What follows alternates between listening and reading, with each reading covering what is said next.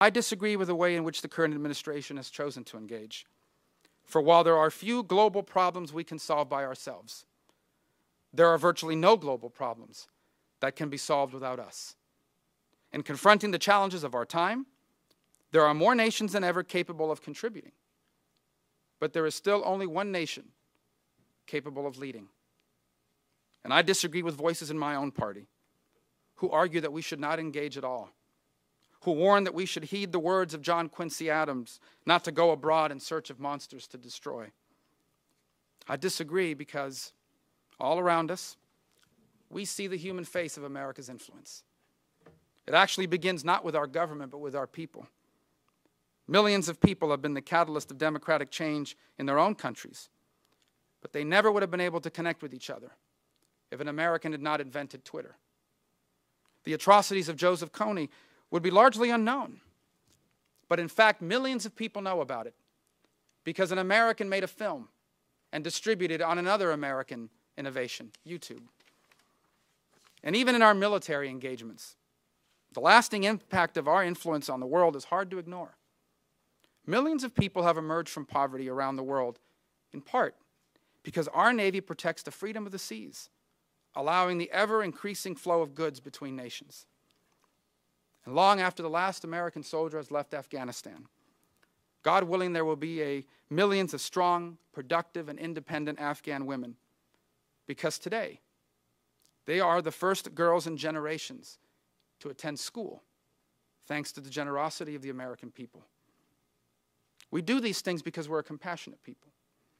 But we also do it because it's in our national interest. Because perhaps more than any other nation on earth, we understand that a world that is freer, more just, more peaceful, and more prosperous poses less of a threat. Now look, I know this is a time of great uncertainty, a time when many wonder if America is in decline. And once again, as Bob Kagan points out in his book, however, there have been other times when we felt less than confident about the future. We need to look no further than the decade of my birth for an example.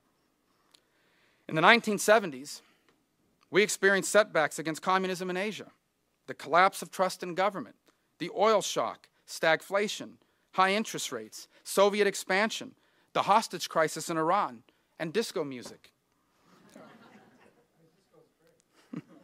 Americans were worried that something had permanently changed for our country.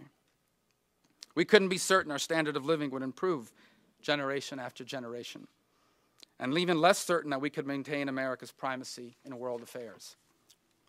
Then, as now, a serious school of thought emerged to confirm these worries, and it gained attention in our national debates. We had a nice run, but nothing lasts forever, the argument went.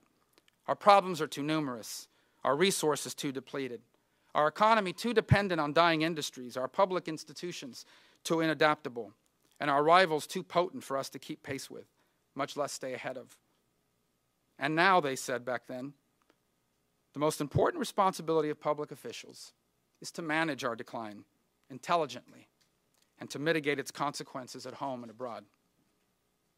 We know now, of course, that that's not how it turned out. By the end of the next decade, few were speculating about what the world would be like without America's leadership, because we were once again in a unique unipolar moment when American power and influence seemed virtually unchallenged. Well, now we're worried again, and that's understandable. The pace of change in the world is so fast, and the challenges we face are so numerous and serious that many Americans worry we can't sustain our way of life at home, much less maintain the burden of leading the world. The financial crisis, the steep drop in the value of our homes, a deep recession and excruciating slow recovery, high unemployment, stagnant wages, record budget deficits and public debt, a lack of confidence in the ability of our government and political system to solve problems, soaring energy prices, 2 long wars, new and complex threats to international peace and stability, and the rapid rise of China as an economic competitor and a rival for global influence. There are plenty of reasons to worry. And yet, with all these problems, there's absolutely no reason why America cannot remain a global superpower in this new century as well.